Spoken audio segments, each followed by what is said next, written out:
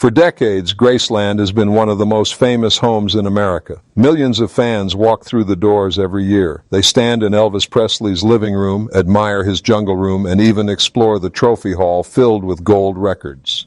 But there is one part of Graceland that has always been locked away: the upstairs. No fan has ever walked up those stairs. No tour guide has ever taken a guest inside. Even Elvis's closest friends were rarely invited in. That secret space has been protected for more than 40 years, and for the first time, someone from the Presley family is finally speaking about it. That person is Riley Keough, Elvis's granddaughter, the daughter of Lisa Marie Presley, and the last direct Presley heir.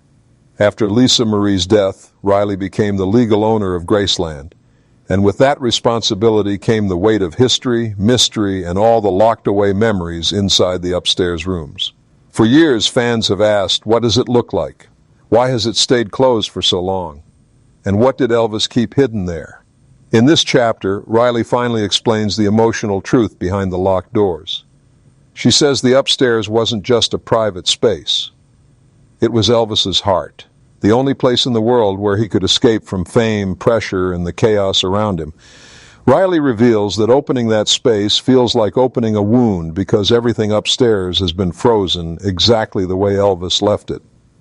What she shares next will shock the world. She says, the upstairs holds secrets that even lifelong fans never imagined, memories that belong not just to Elvis but to her mother, Lisa Marie, who spent her childhood running through those rooms. And now Riley will finally pull back the curtain on the hidden side of Graceland that nobody was supposed to see. Riley Keough grew up surrounded by stories about her grandfather. She heard about the concerts, the movies, the fans, and the fame, but the one story that always stood out came from her mother, Lisa Marie. Lisa Marie often talked about Daddy's upstairs, a place where she spent time as a child, where she felt safe and loved, but Riley didn't see it until she was much older. She remembers the exact day she first climbed the stairs. She was a teenager visiting Graceland with her mother. The tours had ended for the day. The house was quiet, the lights dim. Lisa Marie looked at Riley and said, "Do you want to see it?" Riley nodded, unsure what to expect. When they reached the top of the stairs, Lisa Marie stopped.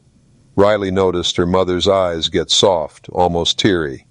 Then, for the first time, Riley entered Elvis's private world. She says the air felt different. The rooms were preserved exactly as Elvis left them, frozen in time. His books sat on the bedside table. His clothes were still in the closet. His piano bench hadn't been moved.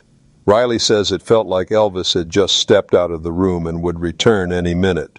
What shocked her most was the simplicity. Elvis, the biggest star on earth, lived upstairs like a quiet, normal man.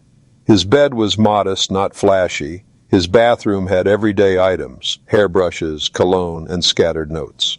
But the moment that changed Riley forever came when she found something personal belonging to her mother, left there decades earlier. That small object showed her how deeply connected her family was to these rooms. From that day on, Riley understood why the upstairs was sacred and why it had remained locked to the world. Riley calls Elvis's bedroom the most powerful room in Graceland. Not because it's grand, but because it feels alive with memories. When she first entered it, she said it felt like walking into her family's history, untouched, unmoved, and unbelievably intimate. The lights were low. The walls were painted in Elvis's favorite shades. His personal books, worn from years of reading, lined the bedside. Riley remembers reaching out and touching one of the books. She felt a chill, realizing her grandfather had touched that same book with his own hands. The bed remained exactly as Elvis liked it. The sheets were cleaned and changed through the years for preservation, but everything else stayed the same. The position, the pillows, the style. Riley says the room didn't feel empty. Instead, it felt full of love, stress, dreams, and exhaustion. She reveals that Elvis spent most of his time here in his final years. This was where he rested after long nights, where he played music, where he talked with Lisa Marie, and where he tried to escape the pressures that were slowly consuming his life. Riley explains that stepping into this room makes her understand him in a deeper way. She feels empathy for the superstar who carried the world on his shoulders and for the man who could never truly unplug from fame. She also admits something surprising. The bedroom still has Elvis's scent. It's faint now, preserved through care and isolation, but it's there. A mix of cologne, powder, and something uniquely Elvis. Riley says the bedroom tells a story the world never heard. Not the story of Elvis the icon, but Elvis the human being, the man who just wanted peace.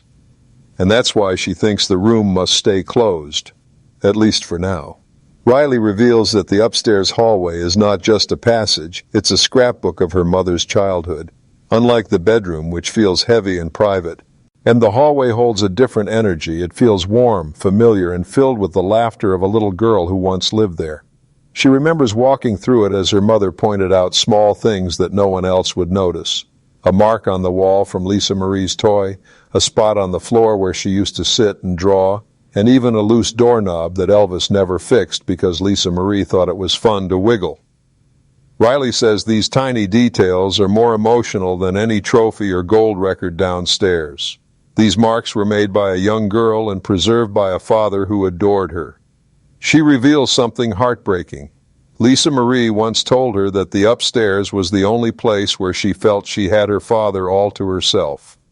Downstairs, Elvis belonged to the world, but upstairs, he belonged to his little girl. Riley says that as she walked, she could almost hear those distant memories. Elvis laughing, Lisa Marie running, the sound of a piano being played softly in the background. What struck Riley the most was a small shelf still holding Lisa Marie's childhood items. Long forgotten but never removed. A little doll, a bracelet, a tiny box with her initials. These simple objects made Riley realize how much love her grandfather carried for his daughter. She says the hallway feels like a bridge between generations. Elvis's love for Lisa Marie and Lisa Marie's love for her. And now Riley is the protector of all these memories, locked above the stairs. Riley speaks carefully when she discusses the most painful part of Graceland's upstairs, the fact that it holds Elvis's final moments. She explains that the preservation of the rooms was not just emotional but necessary. The upstairs was sealed after Elvis's death in August 1977, and little has changed since. She says walking through that space can feel like walking into the last chapter of her grandfather's life, not in a morbid way, but in a deeply respectful, heartbreaking way. She isn't allowed to discuss every detail, but she admits that the upstairs contains items from that day, the day the world lost him. She says this is one of the biggest reasons the area remains closed. It is not a museum exhibit, it is a private goodbye. Riley remembers that during her first visit she felt an overwhelming stillness. Everything was exactly how Elvis left it on his final night. His reading materials, his medicines, his clothes, even the way his belongings were arranged. She says the weight of the moment hit her when she entered the bathroom doorway. She didn't go inside. She couldn't. She felt her mother's pain, her grandmother Priscilla's heartbreak, and the sadness of millions of fans, all condensed into one tiny space. Riley says this part of Graceland is sacred. It is the one place where the Presley family can still feel the raw truth of their loss, and that truth can't be put on display. She believes that some things must stay private forever, not to hide the past, but to protect the human soul behind the legend. For Riley, the upstairs represents the love and tragedy of her family's history, preserved out of honor, not secrecy. Among the rooms upstairs, Riley reveals a surprising secret. Elvis kept a small private office where he stored musical ideas he didn't want anyone else to hear, not because they were bad, but because they were personal. She says Elvis wrote short melodies, lyrical notes, and even spiritual thoughts late at night, stuff that never made it to the studio. Riley describes finding stacks of handwritten notes, some playful, some sad, some full of energy, others full of doubt. She believes these notes show a side of Elvis the world rarely saw, the side that was always searching, always dreaming, always hoping for something bigger. She also discovered cassette tapes labeled in his handwriting. Some were recordings of Elvis singing drafts of songs he never finished. Some were private messages for Lisa Marie. Others were simple recordings of him talking about life, love, and spiritual questions he struggled with. Riley says the sound quality is rough, but the emotion is pure. She explains that there is one tape she can't bring herself to listen to yet. It's labeled with her mother's name and dated shortly before Elvis died. She believes it contains a message Elvis left behind for Lisa Marie, one she never had the courage to play.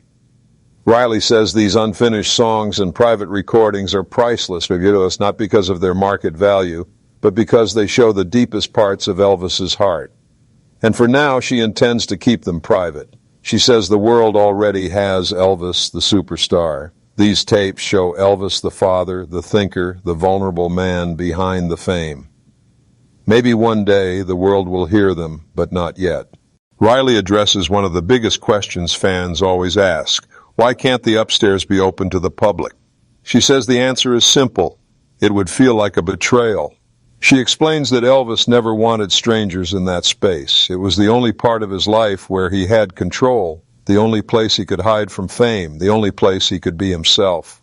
Riley says people often forget that Elvis was imprisoned by his own popularity. Walking outside meant being watched. Eating in a restaurant meant being stared at. Even relaxing required security. But upstairs at Graceland, Elvis could breathe. She acknowledges that fans love Elvis deeply and that they want to see everything connected to him. But some things, she says, should stay sacred. Riley compares the upstairs to her own private memories of her mother. She wouldn't put them behind glass for the world to judge or analyze. These moments are family moments, not exhibits. She believes keeping the upstairs locked preserves the humanity of Elvis. It protects the man behind the image, and it protects the memories of Lisa Marie, who spent her happiest childhood moments there. Riley says this isn't about hiding the truth or being mysterious. It's about respect. Respect for Elvis's privacy, his pain, his joy, and his humanity. She promises that the downstairs museum will always grow, evolve, and open itself to fans, but the upstairs will remain a quiet space, a family sanctuary, untouched and unseen. In Riley's eyes, the upstairs is not an attraction. It is a heartbeat. Among all the objects upstairs, Riley says there is one item that means the most to her. Something small, personal, and surprisingly simple. It is a little leather-bound notebook Elvis kept by his bed. Inside are handwritten notes, spiritual reflections, late-night thoughts, and pieces of lyrics he never finished. Some pages are filled with questions about life. Others contain short letters he wrote to Lisa Marie but never gave her. Riley describes the handwriting as emotional. The ink grows darker when Elvis pressed harder, lighter when he was tired.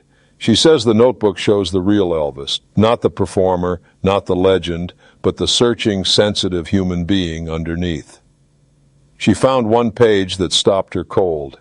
It was a note Elvis wrote the night before a major concert. It said, "I hope Lisa always knows how much I love her, even when I'm tired, even when I'm gone. She is my heart." Riley says she broke down when she saw it. It felt like her grandfather was speaking directly to her mother decades after his death. She keeps a digital copy of that page on her phone, the only upstairs item she allows herself to carry outside Graceland. She says the notebook feels like a bridge between generations.